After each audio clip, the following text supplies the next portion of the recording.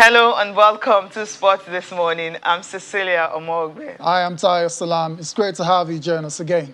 This is what the show looks like, starting off with a super eagle, none other than Victor Osimhen. Victor Osimhen scores twice to deny Leicester City all 3 points in the UEFA Europa League. Wow, a great one for Victor Osimhen in that game against Leicester City. Napoli came to England and they collected something from there. Yeah, they were leading. Leicester were leading, and it was looking like it was going to be all 3 points for Leicester. But then Victor Osimhen said, "Nah, I've got other ideas. I'm not going to go back to Naples without at least a point." And that's exactly how it panned out. Interesting. And remember, we talked about it yesterday that this game actually featured 3 top-class Super Eagles players, Ndidi and Kelechi Iheanacho. Unfortunately for Ndidi, though, you got it right. The game was almost over. So why would you do that? Yeah, we'll talk more about that on the program. Yes. All right. Well, it's all about Tottenham and Chelsea this weekend. That's the big game we'll be focusing on, the preview of the English Premier League. Indeed. That's Chelsea's 3rd London derby already this season. They already beat, of course, Arsenal. We'll see if they can do the same thing to against Spurs later this weekend. We've got a comprehensive preview of that game and all the other matches in the English Premier League. Still talking football, but this time back in Nigeria at Aisha Buhari Invitational Tournament, where in the Battle of the Lionesses, it was the Atlas Lionesses prevailing over the indomitable Lionesses of Cameroon. You will say the Atlas dominated the indomitable Lionesses. All right, we're going to start out the show with that one, but we will not be doing all the talking alone because we've got Jide Olanino joining us this morning. We'll have a comprehensive preview of what happened yesterday at the Aisha Buhari's Cup. And of course, we'll also be talking about the visit of Gianni Infantino to Nigeria. So much more on this first part. And remember, AfroBasket is starting today. Okay, maybe we'll just reminder of the results of what happened in the Aisha Buhari's Cup. After that, then we'll introduce our guest, Jide Olaniro. Just a confirmation of the game that went down yesterday where Cameroon lost to Morocco by 1-0. And it was Cameroon losing that game 1-0, and that goal was scored in the 78th minute. And of course, fixtures. Okay, we'll just run through the fixtures before we talk about the game. South Africa and Ghana will be in action today, and on Sunday, no games tomorrow. Is a rest day for all the teams. On Sunday, Morocco and Mali will be in action. Okay. Jide Olaniro, a sports journalist, is in the studio, and of course we'll have a comprehensive preview of what happened yesterday and also a review of what's going to go down today. Jide, good morning. Welcome to the program. Thank you very much, Cecilia. It's a pleasure to be here on the show again. Like you said, yesterday's game, I never expected Morocco, but they've invested so much really in the women football. I know that they've also organized a couple of some invitational tournaments. In June, got across exactly, and it's yielding for them. So I'm not surprised. I could say, I didn't expect that they were going to come making statements so early. That shows that if you put your mind to it, you can get whatever you want. So that's a signal. I just need them to repeat. Let's see what happens in their next game. So that I looked at them, but for what I've seen, I think Nigeria is beginning to have a lot of rivals now. Really? Aside the Ghana, the Cameroon and South Africa. Morocco is joining the fray. There you go. I'm afraid. You're afraid? No, we need to step up. But that's what we need to do. And you remember, Taya, when the Moroccans were coming to this tournament, they said they want to rub shoulders with the big women when it comes to the women's game. And now they've started not just rubbing shoulders now, they're defeating the giants. Cameroon were in the finals when they hosted in 2016 Nigeria. It was Desire Okparanos who managed to score the goal. I mean, right there in front of their home fans, and the crowd was something else in that 2016. And so you're seeing this Cameroonian team, you're thinking, okay, against Morocco, no, it was a physical game, but the Moroccans matched them, I mean, for every what a goal that everything was as well, they played. I mean, Fatima being able to score the goal. And interesting to tell you about this team is the fact that most of these girls played at home. As far, I mean, As far so That's for sure. I said that they're investing so much in women football, and what that means is that expect the game to grow in that region with whatever they will be able to achieve in this tournament. Already, I know that there's some also Algeria is also coming up. Before you know it, Egypt, and because it's all you just need is for one of the members in that particular region to really start getting it right, beginning to make statements on the continent, and before you know it, it becomes so massive. So I won't be shocked that it's in a few years from now, see a lot of talents from Nigeria go play in their league too. Okay. Just like we see the guys interesting. playing. Yeah. That's a tough call. But then at the end of the day, I mean, they're coached by Reynald Pedros. I mean, Reynald Pedros happens to be the former coach of Lyon. Lyon happens to be the most successful team in women's football when it comes to the Champions League. Yeah. And so when you have someone like that coaching these ladies, and some of them, once they leave Morocco, they either go to Spain or they go to France to play football. So it shows what they're doing is really one of the best things you can think of, Tayo. And with this that we've seen, well, all other teams should be afraid. Yeah, including Nigeria. Like Jida said, the Falcons' rivals are no longer just Ghana, South Africa, and Cameroon. Now the net is exactly the field is widening. Exactly. So right now it's going to become, and it's good for Africa. That means that it's not going to be a stroll in the park for the likes of Nigeria whenever we are having African Women Championship. They are hosting the next one, Morocco. So you know what I mean? It's going to be interesting. They're putting in a lot of work. That's Morocco, and that's why we're starting to see some of the dividends of all of the investments that they've been making, especially in their league as well too. And like I said, I won't be surprised that Morocco, which is just pretty much just starting their own league, in the next couple of years you see Nigerians going there to go and play because they have come and left Nigeria behind. And I hope the authorities in charge of football in the country can know that they've got their work cut out. Put money in the league. Exactly. That's just very important. You got to invest in it. Yeah. There's no two ways about it. Let's take a post-match thoughts are coming from one of the Moroccan players after they defeated Cameroon 1-0 yesterday. Yeah, I want to thank everyone in our team, the staff and the players for their efforts. This win today, it's meant for us a lot because we work hard. We know that a lot of players did just come to start the season. So I want to thank everyone. We come here just to win, and we want to improve ourselves and to see our level in with the teams because we know that the teams that we are playing against, that they are powerful teams. For the next game, we will play it with the heart, and also we will play it with like today. We wanna improve ourselves. That like I said, and also I wanna say that we are here just for win and starting improve ourselves and also to show and for all Africa that we are here. Clear message to the African rivals. Morocco are here to stay and underrate them at their own peril. All right. Still talking about the Aisha Buhari Invitational. We had two VIPs in the country, mainly because of this, and they visited the State House. Before we get to that, what is it? Yeah, we'll talk about the organizers or those who have actually ensured that, well, this is really happening. All right. Yeah, Shea Akiumi, of course, he's he's the chairman of the organizing committee. He's been talking about it and, of course, how it's going to benefit women's football in Africa. Let's take a listen to him. All right.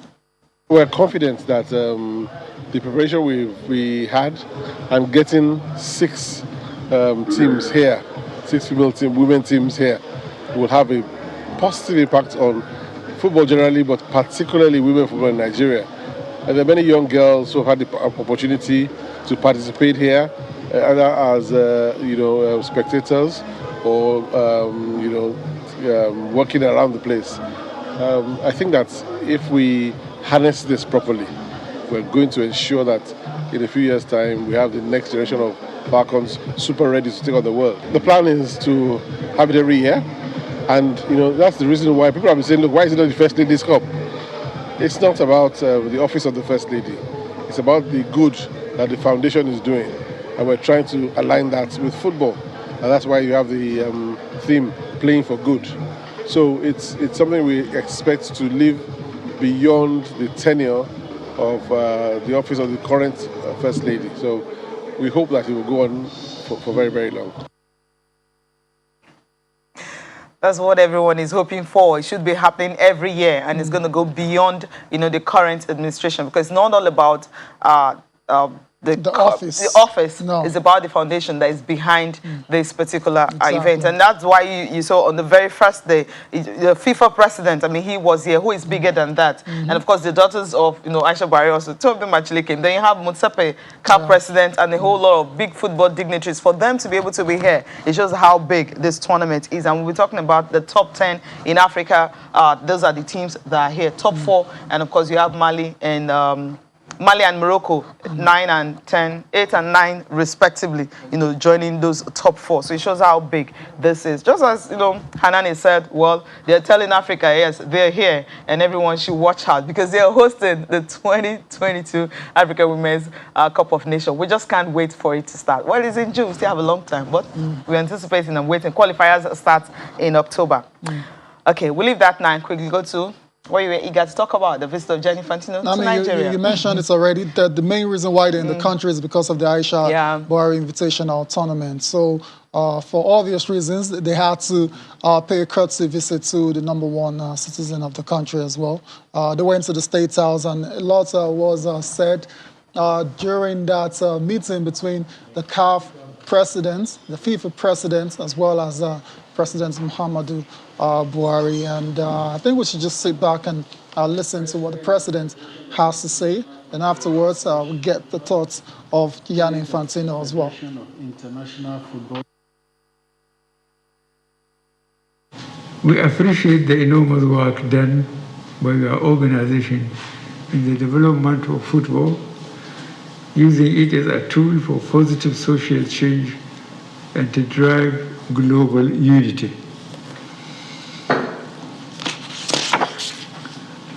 We are particularly in agreement with the latest FIFA initiative, the FIFA football development at the grassroots using technology. Nigeria has already keyed into this program. Your visit to Nigeria is a recognition of Nigeria as a football powerhouse with abounding talents. It is also a demonstration of FIFA's commitment to help with the development of football in Nigeria.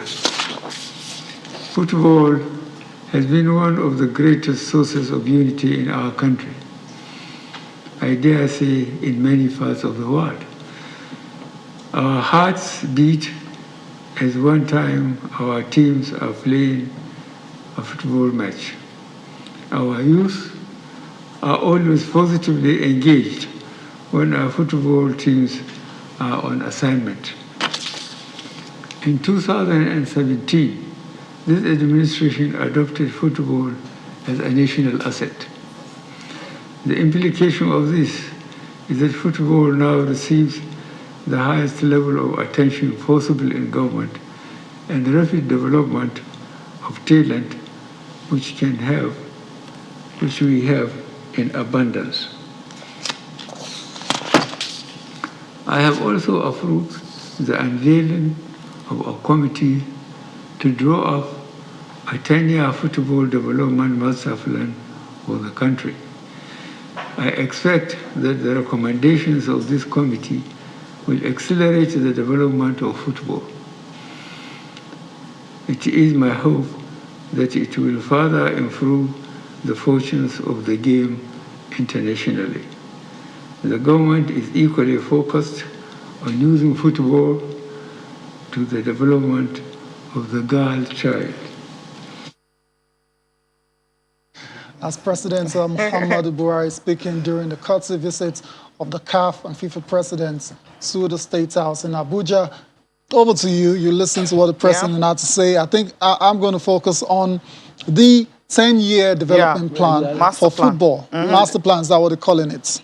Right. But I'm not surprised by what the president said. I think there's a committee also right Yeah, they now have been that's formed, been Committee. Maybe that's a quality. Yeah, Yeah, I the think- committee. And I think one other thing that informed whatever the president said was the fact that there's this sports policy that I know that is taking like forever now. Maybe that's why they want to come up with be this. announced because the last time I checked, the sport minister said that they were going to they were taking it to the National Executive Council, and I feel that there is an urgency for us to have a direction. Sure. Most times, I don't think there is a need for. That's me. I don't think there's a need for a committee again aside because I know that a whole lot This of work one is has been for put into this that. one is for football. Football, 10-year football. So they've decided to have so many members, right? Oh, yeah, And they're but up to like the 17. point- What happens to other the sports too? sports Because, policy, that's on its own. Yeah, but what which he's is talking, also- what we are focusing right now is is football because FIFA president is here Yeah. and is here to talk football. So he's not telling everyone that because of this, so we'll have to have a 10-year master plan for football, both men and women. So maybe we're looking at grassroots and how they can actually have that master plan. Maybe where Nigeria How can soon have. can we get that particular Okay, 10-year now, master plan? some of the names are there. You have Emmanuel Bayero, Sondolisa is there, Odegbami is there, EKD, Iziogozu is there, Adekiye Amiesimaka is also there, Musa Akmandu is also there, Bode Durotoye, you have Honorable Ayo Omidiron, she's also part of it, Adeo Jekere also part of it, Alhaji Mohamed Sanusi also part of it, Yemi Dou and Mohamed Daha Umar Farouk. Fantastic. So you have some... people with pedigree. We're not short of that. all these people. And It's this is just not that the first most time that's what we're putting all these committees, and that's what you're trying to say. This is Another football. committee. Maybe it's going to be different. It doesn't It's matter. It's not the first time when We they're had putting up different. committees. So many I can't committees remember. I've that lost never count of achieved how many times anything. we've had this kind of, That's your point. so much very impressive people who use And nothing a comes lot out of of it. impressive words to just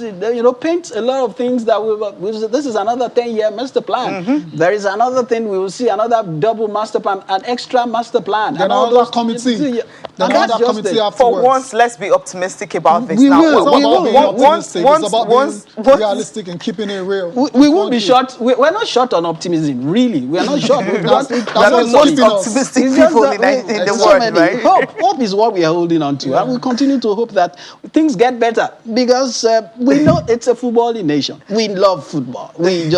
But we just need to see the direction. Maybe this might happen eventually, but Hopefully. like you said, we want to be optimistic. We want to hold on to hope, and hopefully, this will happen. This will happen. So let's wait once the committee is inaugurated. I mean, we'll have to bring one of them down here to tell us the 10-year master plan and what they intend to achieve, right? Okay, fingers crossed. So let's listen to Infantino now, on the reason why he visited the country. Nigeria is a big country in the world. It is a big football country. We need Nigeria to lead the football movement in the world, together with Africa as a continent. President, when I came last time, a few years ago, we were discussing about what FIFA can do for Africa. We're not here to take, contrary to others. We're here to give. We're here to work together as partners.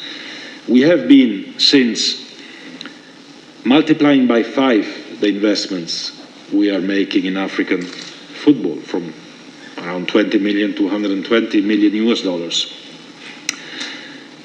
We have been doubling the number of African national teams going to the World Cup as of the next one, not this one, but the next one, from 5 to 9.5, so 9 or 10.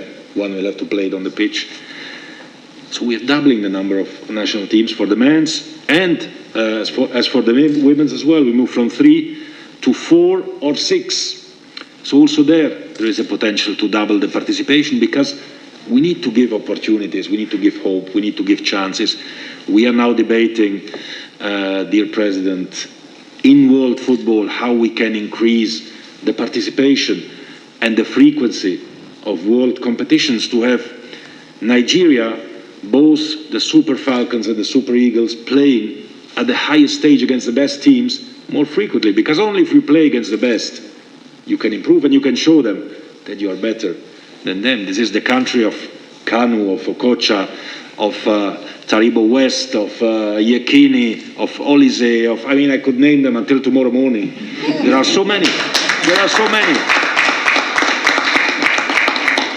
And they are role models in the world. They are examples in the world. They are ambassadors for Nigeria and for Africa all over the world. And we want more of them. We want men, we want women from Nigeria, from Africa, to be role models in the world. And football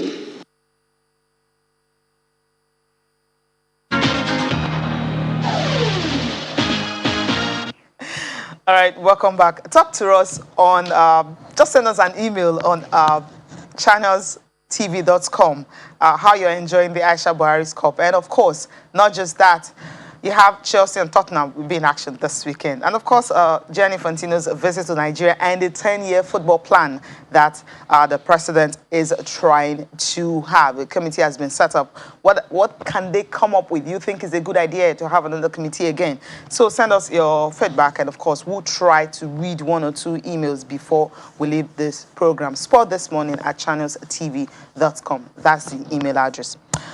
Okay, right. Tayo, let's talk about Afro-Basket. Yes, it's starting today. The FIBA is starting tomorrow. Why am I so eager to talk about it? Yes, it's starting tomorrow because, the Tigers, they won the title twice, and they're looking for a three-peat. Can they do it? They're starting with Mozambique tomorrow. So just take a look at the fixtures for Saturday. Senegal is the most successful team, and that's the only team they have won it 3 times. Yeah, they've done that a long time ago. They'll be playing against Guinea, Mali and Tunisia, Cameroon and Kenya. You also have Nigeria and Mozambique, which is the last game for the day. And on Sunday, you have Guinea and Egypt to be in action, Tunisia and Cote d'Ivoire, Mozambique and Angola, Kenya and Cape Verde. That's the fixtures for Saturday and Sunday. The FIBA Women's Afro-Basket 2021 is starting in Cameroon tomorrow, Saturday. Yeah, the Tigers landed already. They're looking good. And Jide, unlike the guys, this the roster is arguably Nigeria's best side out there. Exactly. Nigeria is the team to beat there in this particular, no doubt. Because, of course, aside the fact that they won in the last time, and this time around, they will be the team to beat, as well as you look at the makeup of the team. There's a bit of continuity and some new guys, about just few. Unlike what we saw during the guys that it was total an overhaul. This is not an overhaul. This is still keeping the crux of the team together, and I know that they are still smarting from what happened at the Tokyo Olympics. So I hope that maybe the aggression, they will have to transfer the aggression to the Mozambique people first. that They'll get they should start with that. So I just know that. I know the girls are raring to go. They are excited. Some of them I can't even wait. I was going through the social media account of the captain. When she was airbound to hit Cameroon, she was excited. She also wanted to be part of it. So great. I must say. Great. All the best to the D-Tigress of Nigeria as they begin a campaign to perhaps 3 peats at the FIBA Women's Afro-Basket in Yaoundé, Cameroon. Let's move on with the show now. Let's talk about the CAF Champions League preliminary round. 2 Nigerian teams in action this weekend. One with a victory, actually both of them with a victory. And very interested to see what the second leg is going to look like. Let's start with Aqua United. They travel to Algeria to take on Belouizdad with a 1-0 victory. All right, 1-0 leader for Aqua United in that game. While in the second game, it's Rivers United right here in Port Harcourt. They'll be hosting Young Africans of Tanzania. They also lead by a lone goal. We're not going to be doing this preview alone. We're now being joined by Fisayo Dairo. Fisayo Dairo is a sports journalist based in Port Harcourt. And for obvious reasons, we're going to be starting with the match between Rivers United and Young Africans. Fisayo, it's great to have you on Sport this morning again. Good morning, Tayo. Nice to be with you once again. All right, fantastic. So let's just dive straight into it. It's all looking very good for Rivers United. They went to Tanzania in the first leg, in the face of adversity and all of the challenges that they faced, they managed to get a 1-0 win. So it's all about coming back to Nigeria and consolidating on that performance away from home and moving on into the next round. Is it going to be as straightforward as that? Well, they cannot afford to think that it's going to be straightforward. But, you want to think that, just like you mentioned, with the adversity they faced when they went to Dar es Salaam, with the challenges they faced, with the antics of the host teams and all other stuff, you want to think that they have done the hardest part of the job. True. So what is left for them is to stay at home in Port Harcourt, a pitch where they have never lost. Rivers United have never lost at the Aduke Amasimaka Stadium in Port Harcourt. So they just need to keep up that record. Even if it's a draw on Sunday, they progress to the first round, which is the round preceding the group stage. So I think they've done the hardest part of the job in Dar es Salaam. It was surprising to me, honestly, because even prior to that game, 4 key players were alleged to have tested positive to COVID. When I say key players, and the remaining players did the business. They scored the goal in the second half, courtesy of Moses Omoduemeke, one of their new signings. And now I think they just don't have to be complacent on Sunday, because if you could go there and win the first leg, then you could get at least a draw in the second here in Port Harcourt. Yeah, I think you said it all, Jide. Complacency is the only reason why Rivers United will not progress into the next round of the CAF Champions League. Exactly. Like the officer said, they've done the hardest job. Going by what they did, anyway, getting the results away, it counts. And the last time I checked, away goal still matters in African football. It might have been kind of eradicated in UEFA, but it's massive for them. And I know that with the injection of some good players now, they've also recruited. And they've been recruited some players, and they've been able to keep some of their old players together. They should get that result, finish well, and progress to the next round. They don't want to, and I know that one other good thing that will be working for them is the fans that will be storming the stadium. It's a club that is loved by all the people in Port Harcourt, and I want to see that. I fancy their chances. Really. Yeah, I mean, it's a fortress. As Fisaya said, it's Rivers United still to lose at the Adoke Amasimaka Stadium in Port Harcourt. Let's move on from Rivers United to a much more complicated situation. And this time around, it's the one involving Akwa United and Belouizdad. That's in Algeria. Fisaya, another 1-0 lead for the Nigerian side, Akwa United, but this time around, they'll be looking to finish the job on hostile territory.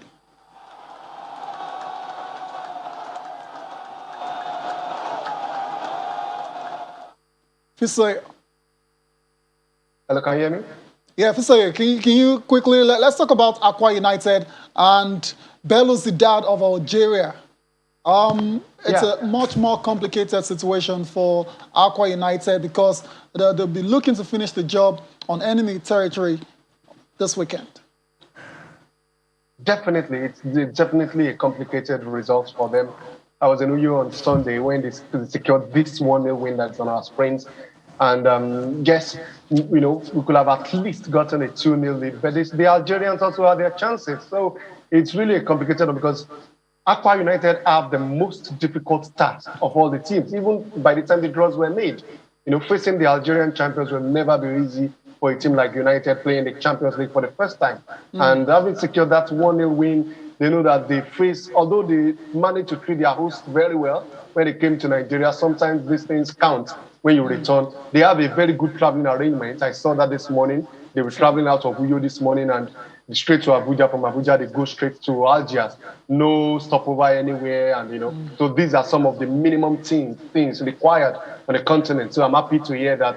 But, at 9 p.m., under the biting cold in Algeria, the players have to be all up for it. Yeah. The manager, Kennedy Boboye, has promised that he will have a change of tactics. He's a coach known to play this 4-4-2 formation. And I remember when he was in charge of Plateau United, he did that 4-4-2 away to Etoile du Sahel in Tunisia. And they were beaten 4-2. He can't even afford to concede goals. And like I said, with what I saw on Sunday, the Algerians created chances. Yeah. You cannot afford that when you go to Algeria. But I'm an optimist. I do hope that with the little things they can do here and there, because they are really fighting against the tide this time around, and wish them the best of luck in Algeria. Indeed. Jide, Tyler, remember I United said, have the work cut remember out. I said that they needed to at least get some goals, not just a slim chance, a slim goal that they got, because so that to make the second leg a dead rubber. Yeah, but the way it's looking now, the North Africa is a place you don't want to go just with a slim goal. You just with just a lone goal rather. You just don't want to go there with your chances not so clear, And you what they need to do now is that they just must go out. They can't sit back and defend a lone goal. It's going to be counterproductive and it's going to be a disaster, especially when you know that there are a lot of things that will matter. They'll be playing in the cold. The vociferous fans will be there. They will attend the game and all. So I just hope then there's this issue about there's this issue about I'm worried about the way all these qualifiers are panning out on the continent. The fact that the COVID-19 test, the way it's been done, it also has some question marks. Because before you know it, it appears that they've studied, from what I've seen, they look out for some of your key players. And before you know it, results are out that they are positive. So, but I hope that if they don't go by that antics, if they play good host and believe that the results, they will stay with whatever comes out on the pitch, good. But that result, that 1-0, is too slim for me. I'm not comfortable. I'm not comfortable. I don't think anyone is comfortable. You comfortable? Because, no, I'm not. Because I was going to ask Afisa, because they're going to play, you mentioned that code region, 9 p.m. And we know Nigerian football, we don't play games at night. The least we'll play is 6 p.m. or maybe 7 p.m. And of course, which is maybe once in a while. Now, these players, how would they even be able to play that game well? We saw the game they played in Uyo, and of course, after playing that game in Uyo, they missed a lot of chances. It took like almost towards the dying minutes before Umbong Friday was able to score that goal, and they won by a lone goal. Now, transferring to going to a code region, we know that some of their players have left. Kanebo Boy, I don't envy him at all because he has a lot of work to do. What can he do differently to ensure that maybe the strikers are able to score and also they're getting used to that weather, because it's going to be a difficult game for them, as you mentioned earlier? Yeah, earlier I was talking about their traveling arrangements, and I think if in terms of preparations, Aqua United have really done well. You have to give kudos to their management led by Paul Bassi. I saw some footage during this week. Okay. Aqua United training like 8 p.m. in Uyo under floodlight. So at least on the minimum, they are used to playing under floodlight. Cold, you cannot prepare for that. But they have a number of experienced players as well that have played in that kind of situation. I remember with the Dario, one of their better performers on Sunday. It was in the Enyimba team that took a 3-0 lead from Port Harcourt to Sus against Etoile du Sahel also. The same Etoile du Sahel team. And in 20 minutes, Etoile du Sahel, they erased that 3-0 deficit. Returned all the goals, yeah. That was in 2017. Or 2016, I beg my 2016. So Dario Joe is in that team. I'm sure he will have also said something to his teammates. They have Denis Unya, who played on the continent last season with Plateau United as well. He was also exceptional on Sunday. Samson Gbadebo has also played for Enyimba on the continent. So I think it now rests on the players. Now they are traveling tonight. They have tonight and tomorrow night to acclimatize fully. They should get their gloves to play. You cannot run away from it. It's one of the things you have to face, and that's one of the reasons they are being paid. The management have done well. They've trained at 8 p.m. under floodlights. Then the rest is acclimatizing with the cold. And we just hope that that will not be a veritable excuse if eventually they don't get to make it. Okay, indeed. Let's leave Aqua United and the Champions League and quickly talk about the CAF Confederations Cup. Bayelsa, of course, welcoming. They will be against Ashanti Golden Boys today, this weekend also. And the good news is, or the good thing is, they're actually playing this game, on their home turf. Bayelsa United, how prepared do you think they are, and can they really get past the Ashanti Golden Boys from Guinea? right from when the draws were conducted, I believe that Bayelsa United will progress, even if the games were played on 2 legs. So when I heard of the CAF decision allowing, because of the political situation in Guinea, allowing for teams, the opponent to host in a one-leg situation, I just felt it's done and dusted. And one thing Bayelsa United did, it matters, it could matter little, but I take something like that very, very, very well. On Wednesday, they played a friendly game against Sunsel FC in Jenagoa, and they defeated Sunsel 4-1. Nigerian teams don't score many goals. For instance, Aqua United, before their first leg game on Sunday, they played an amateur team, and they only won 1-0.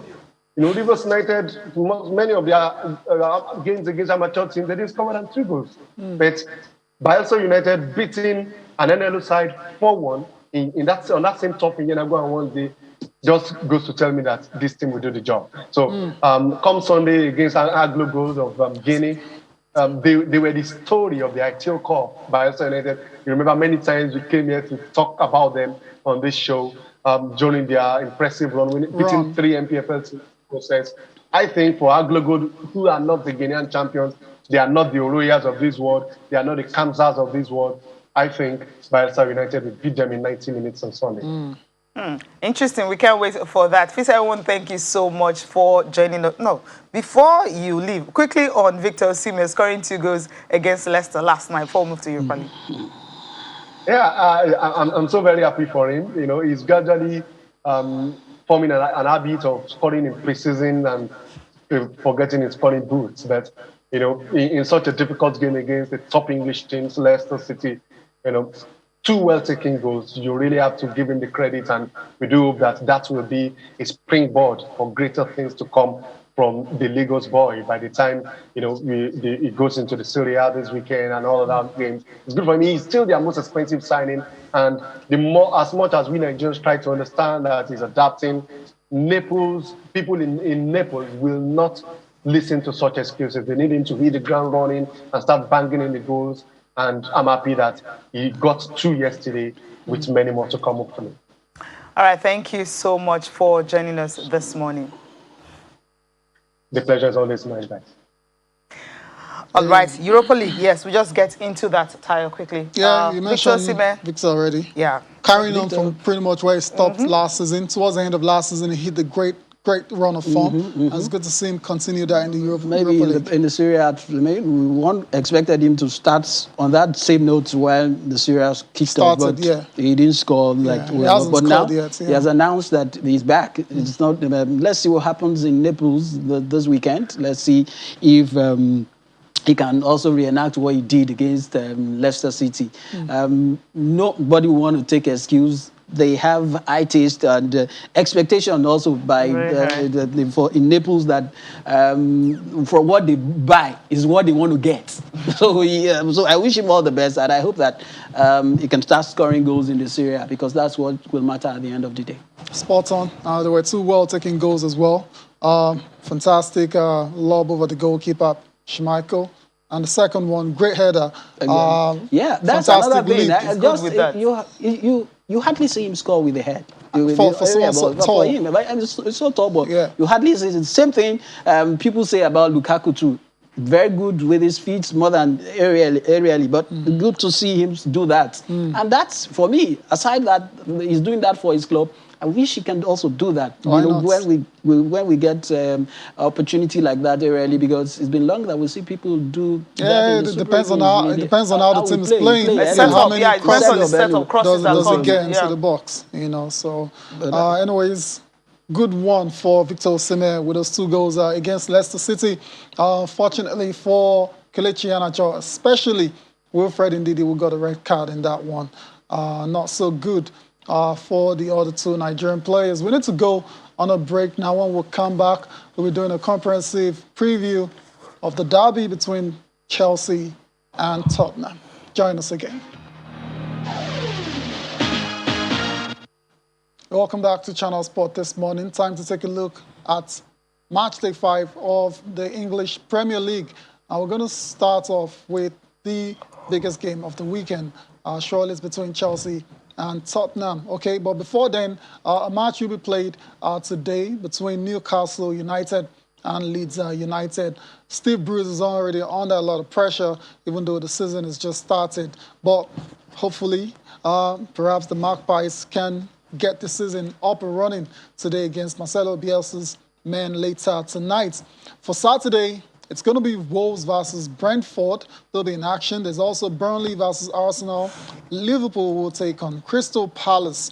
Manchester City versus Southampton. Norwich will take on Watford, while Everton, unbeaten still under Rafa Benitez, will travel to face Aston Villa. On Sunday, it's Brighton versus Leicester City. West Ham will host Manchester United, while, last but not the least, it's Tottenham hosting Chelsea in the London derby. And that's going to be our focus on today's show.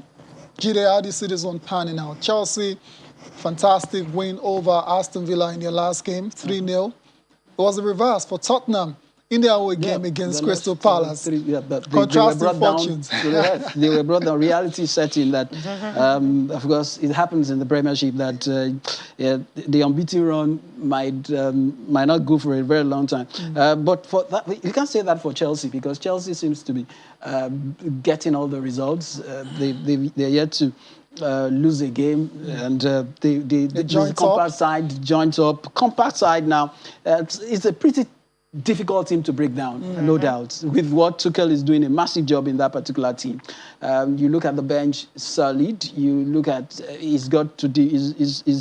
He has a way of tweaking his sides just to fit the moment, and I feel that it's going to be quite interesting. With playing Tottenham at White Hart Lane, and I know that for Tottenham.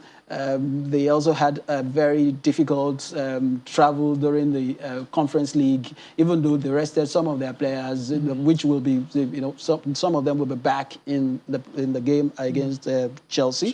Chelsea also had a fantastic result again. They are just unbeatable now. I don't know when the defeat will eventually come, but I don't see it coming this Sunday.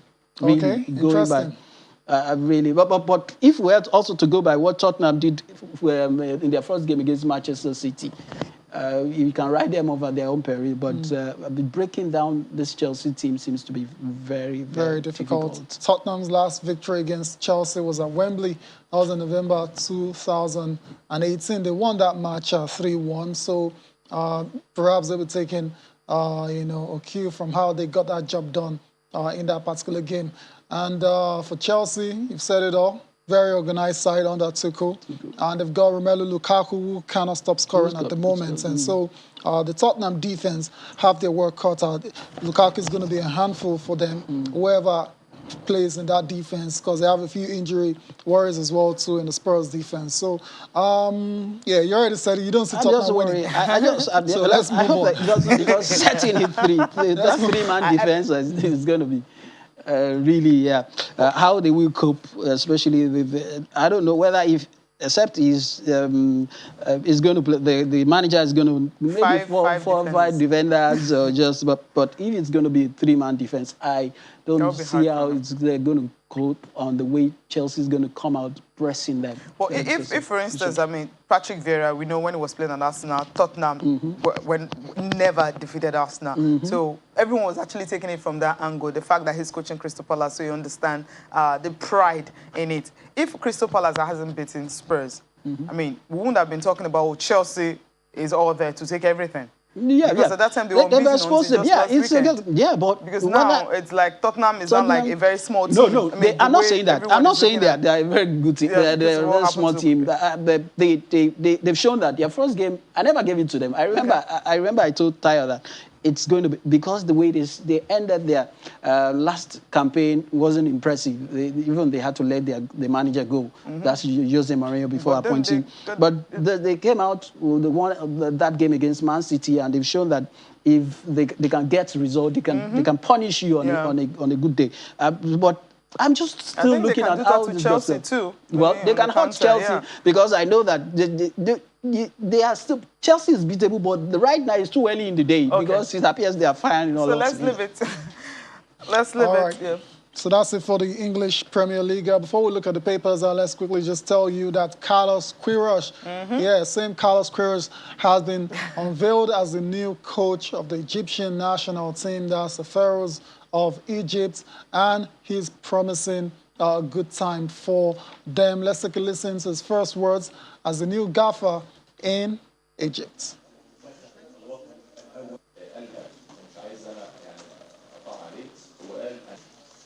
I am, if you allow me to say, not a natural, but a really Egyptian as well, fighting and do whatever I have for my knowledge and experience to do my best to fulfill the dreams of 105 million people in Egypt. I can guarantee and promise that I will dedicate my life and my commitment to them, to make them to be better, to build a better team in order for us to be able on the field to perform and fulfill the dreams of all Egyptians. There is one important thing. It is what is important in football is the next game. Of course, as I said, history makes us feel very proud. But history doesn't win games. We need to take the responsibility to play good football, fight for win, and make our antecessors proud of us. Carlos Queiroz, that's the new coach of Egypt. Vastly experienced, sixth national team is taking charge of after leaving Colombia last year.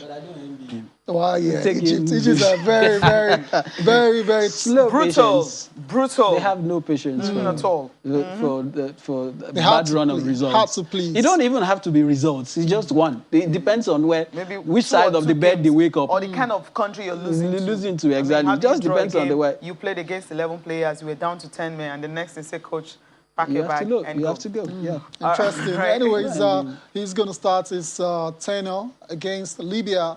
That's in the World Cup qualifiers coming up in October. Let's get on with the show. Before we look at the papers, we've got a couple of mails. We'll just take two because we're running out of time. AGK, this one's coming from AGK, is a FIFA Nigerian football. That's what it targets. He said, we're tired of the rhetoric of FIFA about Nigeria and her place in world sport. We want to see results, especially in grassroots development and a pathway for our young footballers. Everyone agrees that we have the talent. However, we need to move from talent to world domination in football. And FIFA has a huge role to play in this regard. Walk the talk.